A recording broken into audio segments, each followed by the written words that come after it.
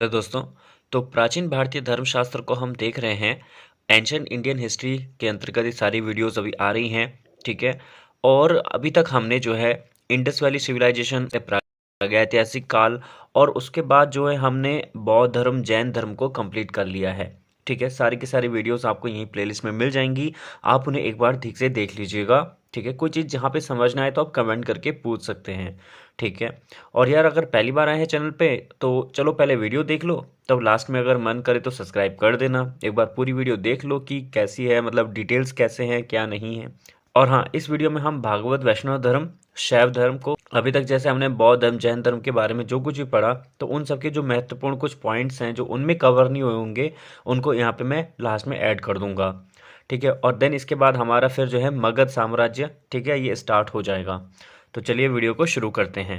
भागवत वैष्णव धर्म, ठीक है, इसको भागवत धर्म भी बोला जाता है और वैष्णव धर्म भी इसको बोला जाता है।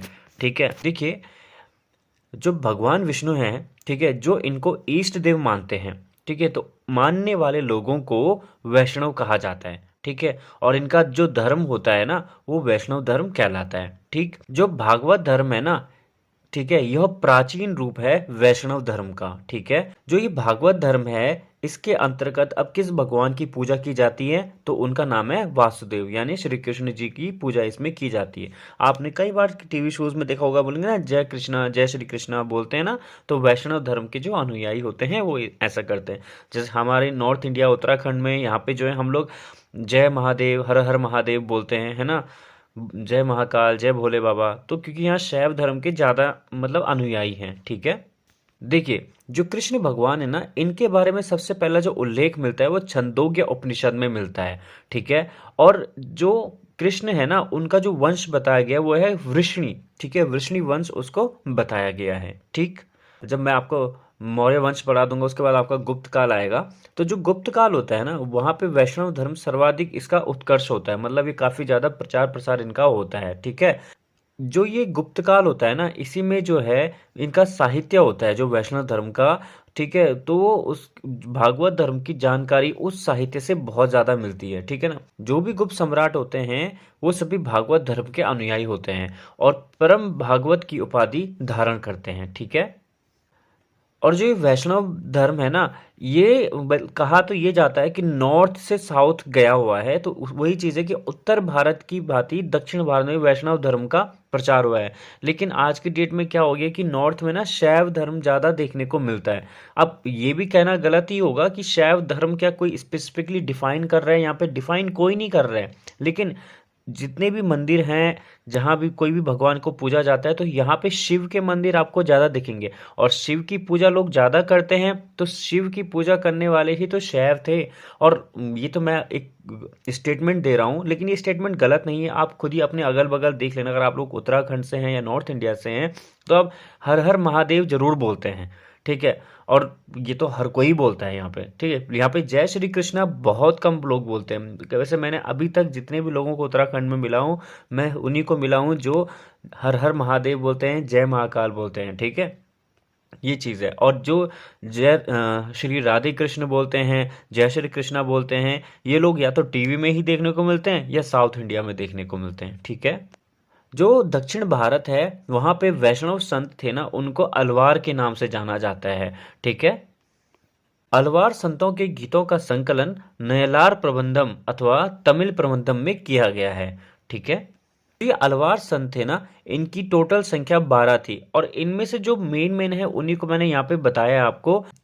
तिरुमली साई, ठीक है, जो तिरुमली साई थे, ये अलवार संत बनने से पहले जैन और बौद्ध धर्म को स्वीकार कर चुके थे। ठीक है। और इसके बाद आता है तिरुमंगई। तो तिरुमंगई जो है ये एक डाकू थे। ठीक है। तिरुपन निम्न जाति के थे। ठीक। और कुलशेखर, जो कुलशेखर थे ये त्रावणकोर के राजा थे। ठीक है। गोदा जो है एक महिला थी। ठीक है। ये अंदाल गोदा, इसको अंदाल भी बोला जाता था। ठीक है। और ये एक महिला संत थी। ठीक है। यही विष्णु के 10 अवतार के बारे में भी हमें पता चलता है।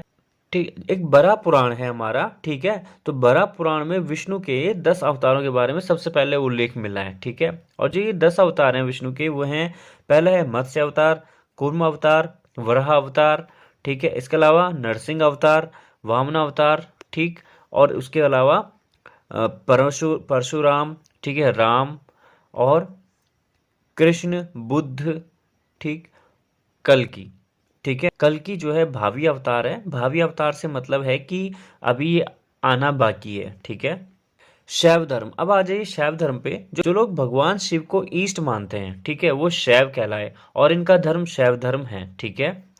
शिव की प्राचीनता प्रागैतिहासिक काल की है। हड़प्पा सभ्यता के अंतर्गत शिव की पूजा उपासना के प्रमाण मिलते हैं, ठीक है। आपने कहा था ना वहाँ पे एक व्यक्ति का मतलब चित्र मिला था, कुछ सिक्कों में मिला है चित्र, जिनमें कई जगह पे साइड में त्रिशूल रखा हुआ है, पीछे कुछ जानवरों को बनाया गया है, ठीक है। तो वो भगवान शिव के प्रतीक पे उन्होंने उसको मतलब माना है। ऋग्वेद में शिव को जो रुद्र के नाम से उल्लेखित किया गया है, ठीक है ना। गुप्त काल में शैव धर्म भी अपने चरमोत्कर्ष पर पहुंचता है। कालिदास भी शैव धर्म के अनुयायी थे, ठीक है। कालिदास ने जो है ना कुम्हार संभव नाम का एक महाकाव्य लिखा था, ठीक है, जिसमें उन्होंने शिव की महिमा का वर्णन किया था, ठीक। दक्षिण भारत में भी शैव धर्म का विकास हुआ था। जो संगम साहित्य है ना, उसमें शिव का वर्णन मिलता है, ठीक है।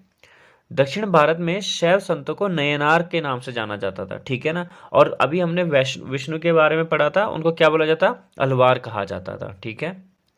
जो नयनार संत के गीतों का संकलन है ना, उसको नाम्बी अंदार नाम्बी ने तिरुमंडे नामक ग्रंथ में किया गया है। शैव ग्रंथ है ना, तो उसमें जो है ना 63 नयनार संतों का उल्लेख मिलता है, लेकिन वो उस ग्रंथ का नाम क्या है, वो है प्रिय पूर्णम, ठीक है।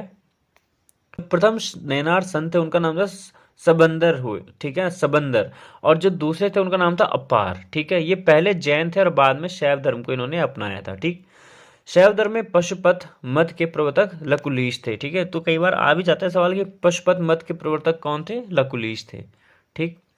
चलो यहाँ पे हमने अभी तक जो है शैव धर्म और वैष्णव धर्म को देखा। आज ये धर्म से संबंधित महत्वपूर्ण तथ्य जो इनके, अशोक का जो पौत्र था यानी कि नाती संप्रति, ठीक है, यह जैन धर्म का अनुयायी था और इसके गुरु जो है आर्य सुहस्ती थे, ठीक है। जो अष्टांगिक मार्ग है ना, इसका जो मूल स्रोत है वो तैत्तिरीय उपनिषद है, ठीक है ना। और अष्टांगिक मार्गों को भिक्षुओं का कल्याण मित्र कहा गया है, ठीक है। पंचरात्र मत का संबंध भागवत वैष्णव धर्म से है और इसमें भगवान वासुदेव यानी कि कृष्ण को परम तत्व माना गया है, ठीक है। वैसे तो वो है ही जो सुप्रीम गॉड हम जिन्हें कहते हैं पूरे वर्ल्ड में, वो भगवान विष्णु को ही कहा जाता है और ये तो अब यूरोपियन भी मानते हैं, ठीक है ना।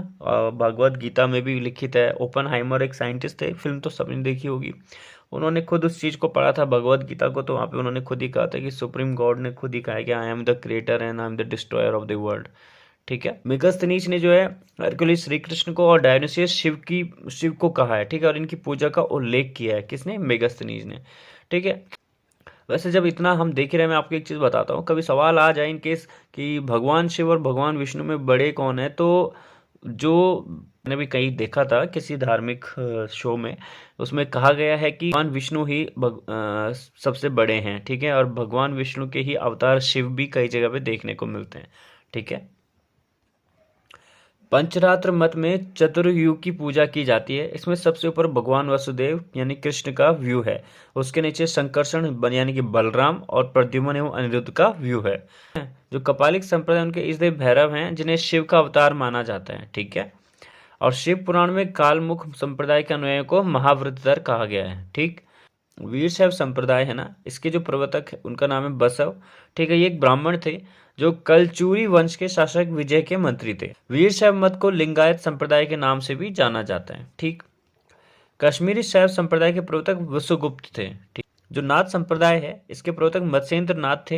इन्होंने योगिनी कौल नामक सिद्धांत का प्रतिपादन किया था, ठीक है। कभी सवाल आ जाए कि मत्स्येंद्र नाथ के द्वारा जो सिद्धांत दिया गया उसका नाम क्या है, योगिनी कौल, या योगिनी कौल किसके द्वारा दिया गया है, ठीक है।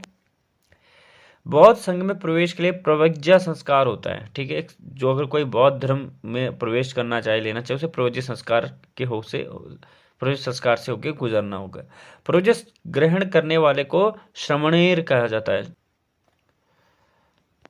श्रमणेर जब भिक्षु पद प्राप्त करता है तो उसे उपसंपदा यानी भिक्षु पद कहा जाता है, ठीक है। और संघ में लाए गए प्रस्ताव को वृत्ति कहा जाता है। जब सभी भिक्षु किसी विशेष अवसर पर धर्म वार्ता करते हैं तो उपोसथ कहा जाता है, ठीक। बुद्ध धम्म एवं संघ ये बौद्ध धर्म के त्रिरत्न के समान है, ठीक है। जो त्रिपिटक हमने इससे पहले वाली वीडियो में देखे थे उसके समान, ठीक है। जरा वो त्रिपिटक क्या थे कमेंट करके बताना भाई। जैन धर्म विश्व विनाशकारी प्रलय की अवधारणा में विश्वास नहीं करता, क्योंकि जैन धर्म के अनुसार विश्व शाश्वत नियम से चलता रहता है, ठीक है। जैन धर्म के अनुसार विश्व अनेक चक्रों में विभक्त है, प्रत्येक चक्र में 2 अवधियां, उत्सर्पिणी अर्थात विकास की अवधि और द्वितीय अवसर्पिणी ह्रास की अवधि। इन्हीं चक्रों में 24 तीर्थकर सहित 63 शलाका पुरुष यानी कि महान पुरुष निवास करते हैं। वैसे ये हम वीडियो में देख चुके हैं, ठीक है। जैन धर्म में जो दिगंबर संप्रदाय है ना, उससे समझ एक संप्रदाय और था, उसका नाम था यापनीय, ठीक है। कौशाम्बी जो है एक उत्तर प्रदेश में है, ठीक है, जो बौद्ध एवं जैनियों दोनों की प्रसिद्ध तीर्थस्थली है, ठीक है, कौशाम्बी। कौशाम्बी में एक प्रभासगिरी है, ठीक है, जो जैनियों का स्थल है, और ये स्थल जैन धर्म के छठे तीर्थकर पद्म प्रभु के द्वारा बनाया गया है, ठीक है। यानी प्रभासगिरी किसके द्वारा बनाया गया? पद्म प्रभु के द्वारा बनाया गया, ठीक। पाटलिपुत्र में जो प्रथम जैन संगीति हुई थी ना, तो वो अंतिम रूप से श्वेतांबर के आगमन के साथ संपादन हुआ था उसका, मतलब श्वेतांबर वहां पे आए थे तो उनके आगमन से उसका संपादन किया गया था, ठीक है। जो किसका संपादन किया गया था? प्रथम जैन संगीति का, ठीक है। प्रथम शताब्दी ईसा पूर्व में कलिंग के चेदी वंश के शासक खारवेल ने जैन धर्म को संरक्षण दिया था, ठीक। तृष्ण रूपी अग्नि का शमन बौद्ध मत में निर्वाण की अवधारणा की सर्वश्रेष्ठ व्याख्या करता है। सर एडविन एनराल्ड की एक पुस्तक है the light of the Asia, जिसे ललित विस्तार पर आधारित कहा गया है। The light of the Asia कहो या एशिया का ज्योतिपुंज कहो, यह भगवान बुद्ध को कहा जाता है, ठीक है। किसको कहा जाता है? बुद्ध को कहा जाता है, ठीक है। ये याद रखना कभी पूछा जाए तो, the light of the Asia. तो यहाँ पे हमने जो है जैन धर्म बौद्ध धर्म से रिलेटेड कुछ फैक्ट्स को देख लिया है, और साथ में वैष्णव धर्म और शैव धर्म को भी कंप्लीट कर लिया है, जो इनसे कभी कुछ पूछा जाए। बेसिकली वही पूछा जाता है कि अलवार कौन थे, नयनार कौन थे, ठीक है। चलिए इस वीडियो में इतना ही, जल्द मिलते हैं नेक्स्ट टॉपिक के साथ।